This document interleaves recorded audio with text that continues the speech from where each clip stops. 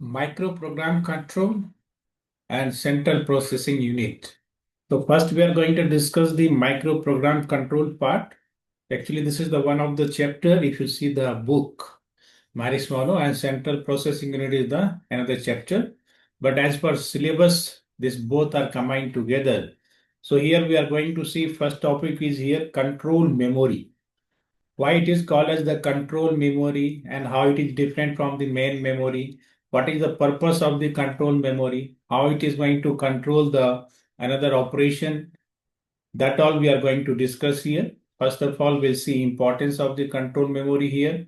Then we'll see that what is the sequence of the address that is being controlled by the control memory. Again, we'll see that different representation that is being used by the control memory, as well as finally we'll see the design of the control memory. That there we can have much better understanding about this control memory when we see about the design. So almost this microprogram control, maybe it will cover in the 4 lectures. Okay. And last lecture of this microprogram will be very, very important. And before this, already we have lectures for the digital computer and computer organization. Still, if you didn't subscribe and like our channel, please subscribe it and share with your friends. Okay. Thank you for your support till now. So let's start with the control memory. So in the system, we have two different type of the memory. One we call as the main memory, another we call as the control memory. So that main memory having another role and control memory having another role. So that we are going to discuss here, how control memory is the different from the main memory. To understand the control memory, we need to understand what is the microprogram. Whenever you are writing any program, so program is the what? Sequence of the instruction. So that we are going to arrange in the specific order as per particular syntax, so that it will perform the particular task. Like you are writing to add two numbers or anything like this. So similarly here, this micro program for us is the sequence of the micro instruction. So this micro instruction which will be understandable by the machine. Okay, since we are going to communicate with the machine. So that program is stored in the memory that generates all control signals required to execute the instruction set correctly. Okay.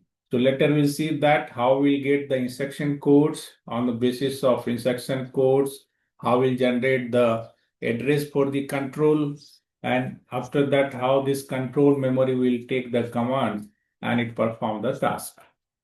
So here we have control function and control variables.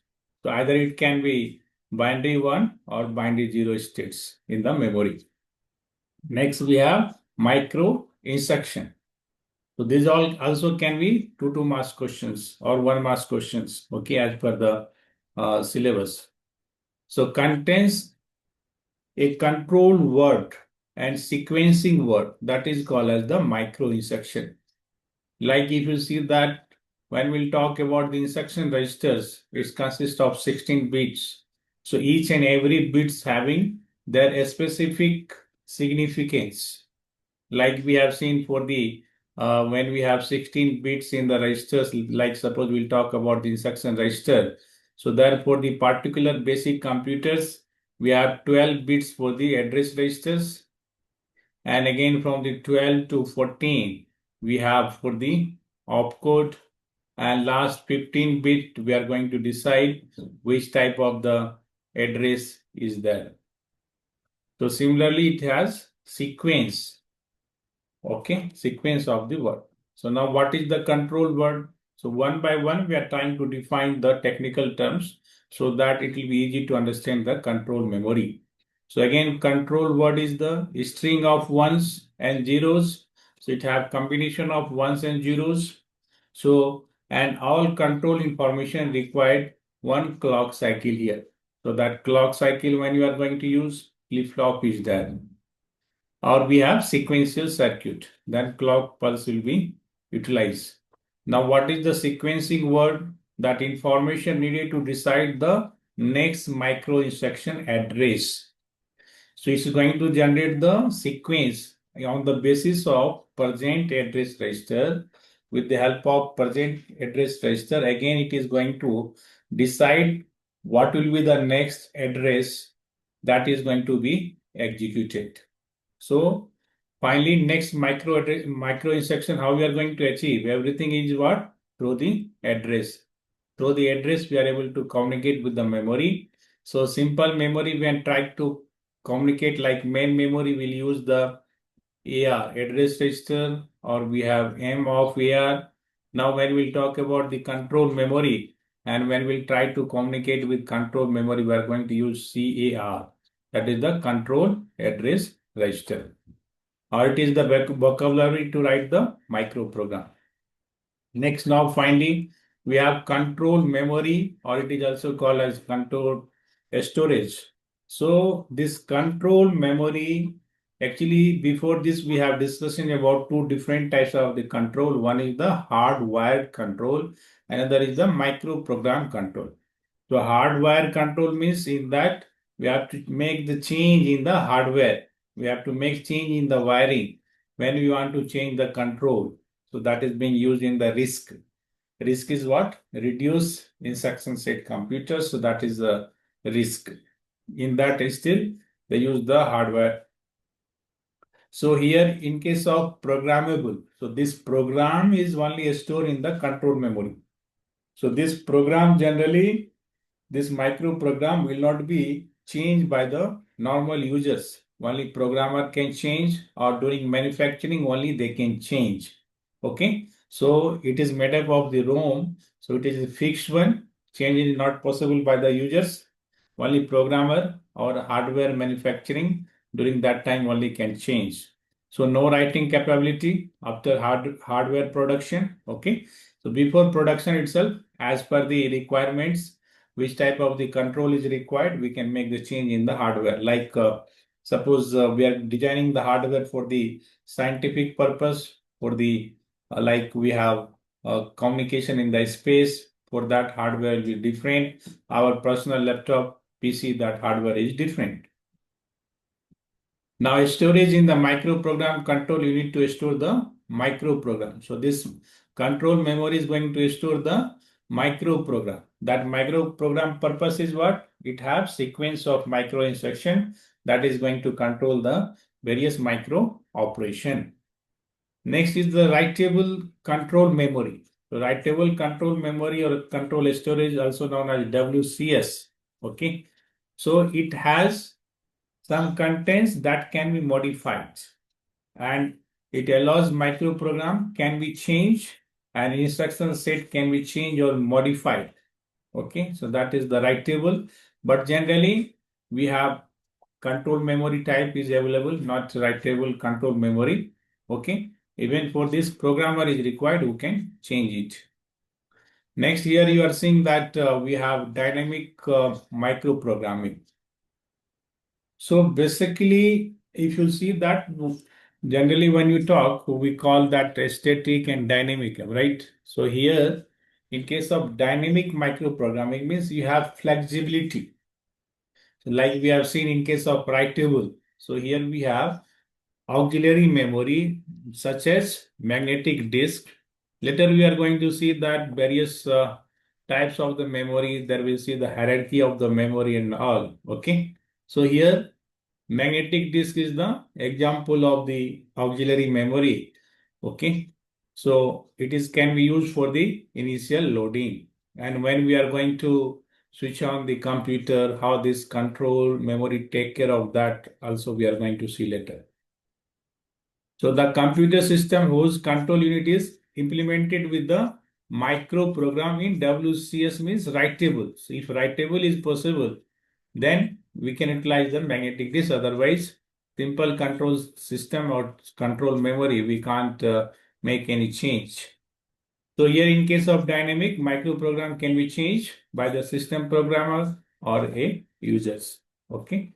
Even after the hardware implementation, we are able to change. So now finally we have, in general, we have two different types of the memories. One is called as the main memory, another is called as the control memory. Apart from this, we'll see the auxiliary memory, cache memory, virtual memory. All these things we'll see one by one. When you are going to buy, suppose some advanced or even normal mobile, so there they will say that it is 8 GB RAM and you have extendable up to this. So there you have concept of the virtual memory.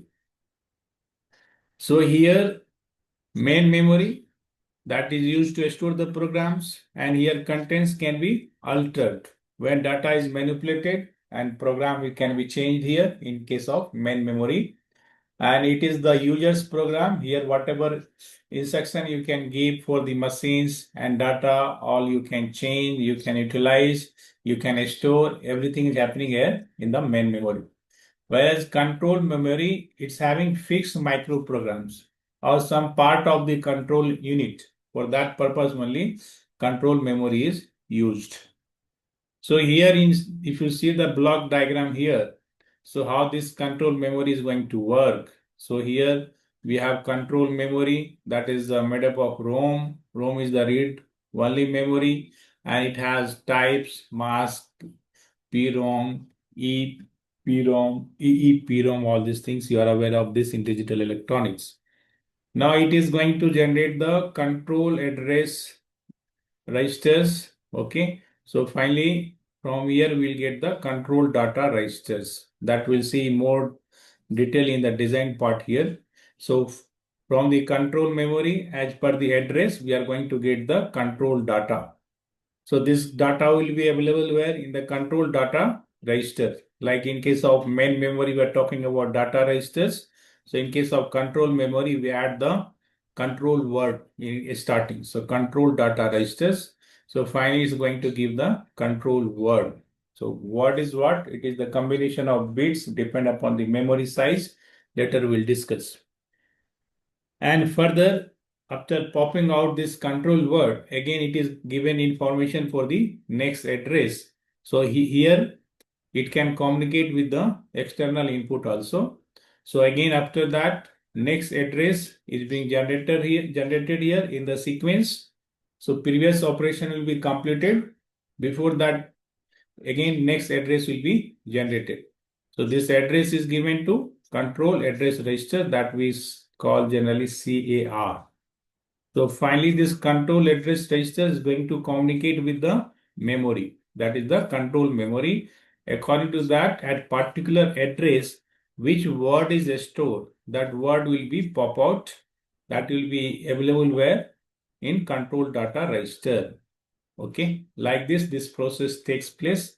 Much detail we are going to see about control memory, where we'll see the address sequence and some example we'll take. Okay, so here in microprogram sequencer, it is going to give us the next address, and again it also can be defined as the control unit that determines the micro instruction address to be executed in the next clock cycle. Like in case of main memory, we are talking about the program counter, which is ready with the next address, which is going to be executed. And micro instruction contains bit to initiate micro operation and bits that determine the address sequence. So we are going to take the information of the present, as on the basis of that again we'll give the in the next operation what is going to happen. So finally, this function of the microprogram sequencer here increment the control address register, loading into the control address registers, and transferring the external address. This function takes place here with the help of microprogram sequencer. Again, here another thing is we have pipeline registers. So pipeline, you know that it will be like a serial wise process. So when control data registers hold the present micro instruction. So this CDR, control data register CDR, holds the present micro instruction while next address is computed and read from the memory. So now before completion of the particular task, we are ready with the next register, which is next, that is the data which is available in the control data registers. So here two-phase clock is required, one for the address register, one for the data register. So in the case of control memory, we'll call it the control address register and control data registers. So this is the basic things about this control memory. It's not in much depth, just like overview how control memory is going to work. So main purpose of this control memory, like here, if you try to understand, we have opcode bits. So with the help of opcode bits, you have seen in case of basic computer that wired control, you have seen we have decoder. By the help of that, again, sequence counter, all we are able to perform. Now here we have some program. So that program on the basis of this combination of opcode bits. Okay, later we'll have mapping. So by the help of mapping, we'll see that how we'll generate combination of the bits with the help of opcode bits. So that is going to give the address for the control registers and for the particular address, which instruction is stored there. According to that, operation will be performed. Okay. So that is the purpose. In the wired control, you have decoder, all these things is connected to these units. Okay. But here we have control units since it is the microprogram. So that program itself is going to take care of all these operations on the combination of opcode bits and some extra bits. That also depends upon the size of the control memory. Okay, so that example we are going to take later. Any doubt is there, you can write in the comment box. If any point you are not able to understand, please mention in the comment box. Okay, like, subscribe. Thank you. Thank you very much.